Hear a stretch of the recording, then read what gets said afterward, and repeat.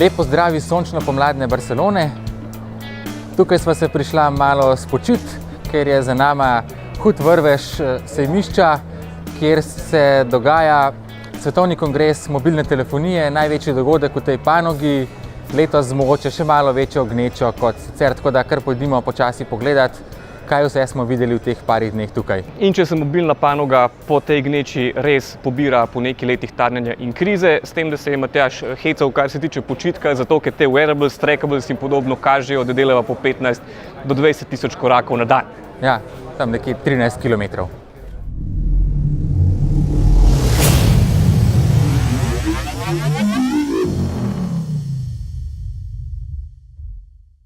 Eden od razlogov, zakaj je dobro hoditi na takele dogodke, je tudi to, da poslušaš, kaj demonstratorji na stojnicah in tisti na velikih predstavitvah, katere besede uporabljajo, katere so nove brenčavke in kateri so glavni pojmi leta.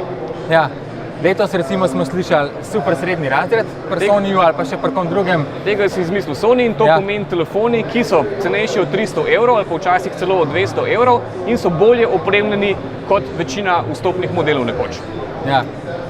Druga taka stvar je hearable, tega smo slišali pri Huaweiu. Ja, to so v bistvu slušalke Bluetooth, ki zraven merijo še korake in podobne stvari. In se s tabo pogovarjajo.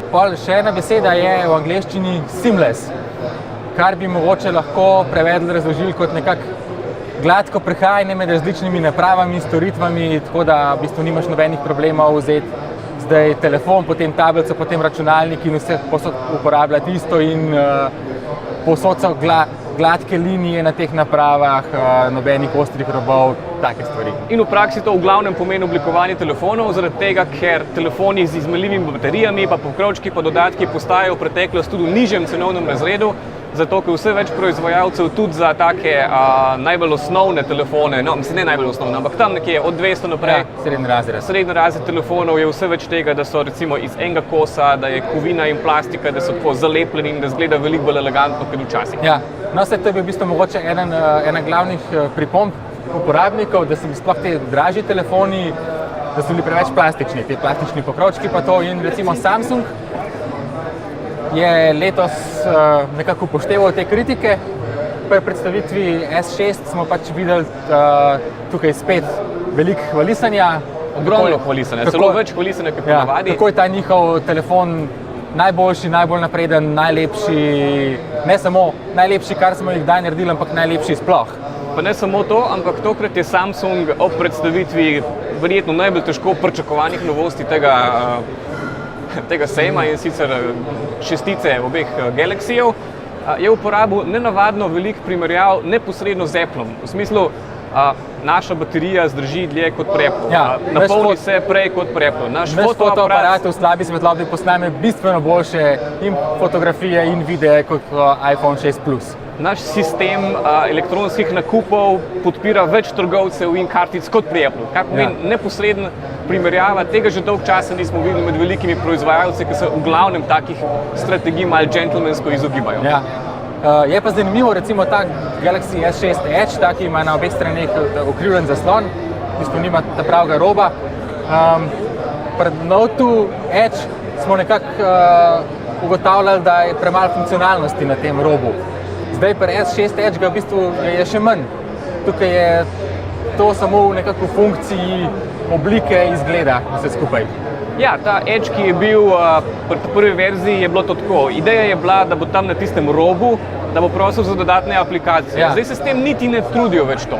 Je res to postala predvsem taka estetsko-oblikovna posebnost, ki verjetno ne bo ne vem koliko dodatno izkoriščena. Ja. Je pa res, da ta recimo curved oziroma ukrivljenost, ki je bila to prvo samo na enem robu, je zdaj šla na dva roba, medtem ko imajo pa proizvajalci, ki to ukrivljenost tako še naprej postajajo še bolj ukrivljeni, ampak v glavnem oblikovno. Ja.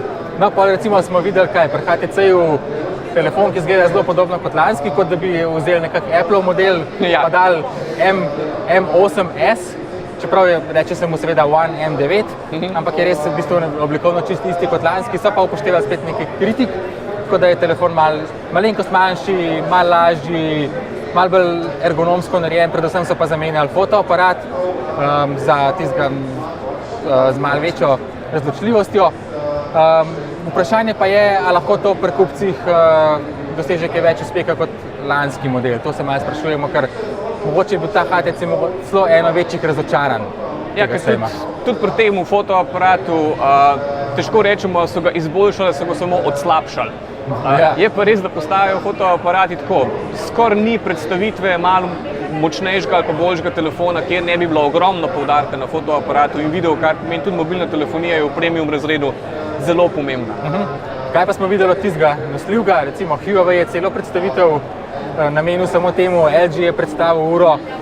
Zdaj, pri teh urah se pa še zmeraj v bistvu sprašujemo eno in isto, oziroma ugotavljamo eno in isto na vseh teh predstavitvah.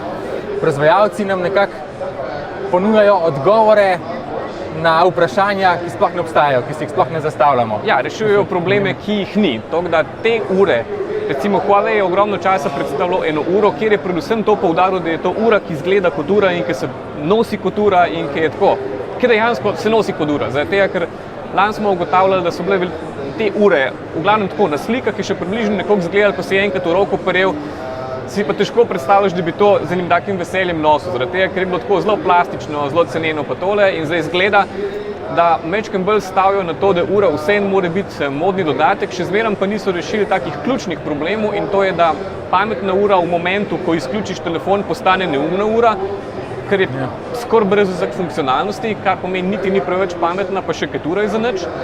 Drug problem je pa v tem, da izgleda, da proizvajalci še nekako ne razumejo psihologije uporabnikov. Zaradi tega, ker zanimivo je to, da ogromno poudarka dajo na šport, na fitness, na to, na kakšen način bomo bolj rekreativni, pa bomo živeli bolj zdravo. Za ta namen imamo že zelo dober razred ur, športnih ur, ki jih ponujajo uveljavljeni proizvajalci teh izdelkov in tudi stanejo tam 200-300 evrov in so za ta namen zelo dobre in vodotesne in omogočajo vse možne izvoze do podatkov, karkoli zajamejo, tako da tisti, ki to res potrebujejo, pač kupijo tisto uro. No, recimo, ena stvar, ki smo jo tudi videli na tem sejmu, je kar nekaj poudarka na zasebnosti, šifriranju komunikacij. Kar nekaj je v bistvu ponudnikov, ki poskušajo s svojimi ali telefoni ali pa platformami nekako ponuditi nekaj za tiste, ki se ali v Googlovem ali pa v Applovem svetu ne počutijo glih najboljši. To je res zanimivo. To izgleda, da zasebnost končno postaja bolj resen biznis. Recimo Black Phone, predstavniki so povedali, Black Phone je pač eden od prvih takih varnih telefonov, ki je celotna platforma in vse šifrirano. In oni so povedali pred enim letom in pred 2 letoma so imeli kartonsko stojnico, do letos so sklenili že za več kot $750 milijonov naročil in pogodb in to s poslovnimi strankami. Oni so ta prvi mislili, da bo Black Phone zanimiv predvsem za posameznike, ki iz takih in drugačnih razlogov želijo imeti komunikacijo bolj varno, od aktivistov do novinarjev in podobnih. Ugotovili so, da kar naenkrat je pa posel velika stranka, kljub temu, da so ta prvi neko predvidevali, da so veliki ponudniki poslovnih rešitev za to dosti dobro poskrbeli. Praksa kaže, da očitno ne. Druga zanimiva stvar je Yola. Ja, to so pa to je finsko podjetje, v bistvu nekdanji Nokijevci, ki tudi poskušajo z eno svojo platformo, ki sicer ponuja tudi združljivost z androidnimi aplikacijami, ampak vseeno v osnovi je to svoj sistem, odprtokoden sistem, odprtokoden z drugačnim uporabniškim vmesnikom, res vse temelji na tem, kako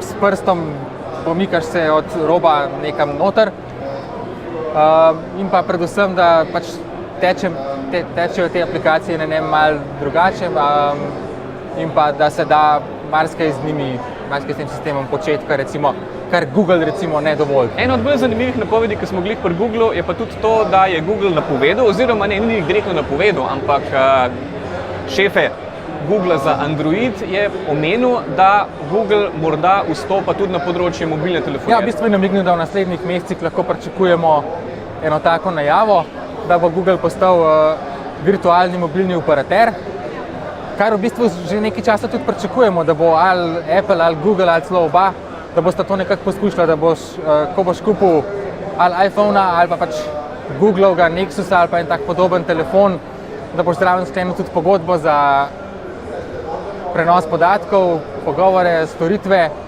in boš v bistvu imel vse skupaj pri tem ponudniku, ki bo vse skupaj kot recimo uporabniška izkušnja naj bi bila potem zelo dobra, integrirana vse, ampak bo pa tudi imel ta ponudnik res roko nad vsem in boš tudi težko potem od njega šel stran. Prav operaterji pa po drugi strani pa tukaj se pogovarjajo, snujejo že naslednjo generacijo mobilne telefonije 5G, kjer pa še v bistvu nihče ne zna čisto dobro povedati, kaj naj bi to v resnici bilo, kakšna tehnologija naj bi to bila. Tako da verjetno bomo še kar nekaj let ostali pri LTE-ju, pri 4G-ju, kjer pa vidimo, da zdaj v bistvu vsi telefoni tam od 150 € naprej v prosti prodaji LTE podpirajo. Tako da bo to verjetno za uporabnike za kar nekaj naslednjih let tista tehnologija, ki jo bodo, kamor se bodo večino časa priključevali. Tako da to je bil tak kratek pregled tega dogodka, več bo pač objavila in na spletnu in v tiskani izdaji. Tako da to je bila Barcelona, midva se danes poslavljava, greva počasi domov. Ja, ko boste to gledali, bo že doma. Tako da to je to in v prihodnjih oddajah bova pa verjetno pripravila kakšne take posamične preglede, recimo od tega, kaj so bili dejansko, kako izgleda Jolo v praksi, kakšni so novi Samsungi, to pa lahko pričakujete v prihodnjih oddajah.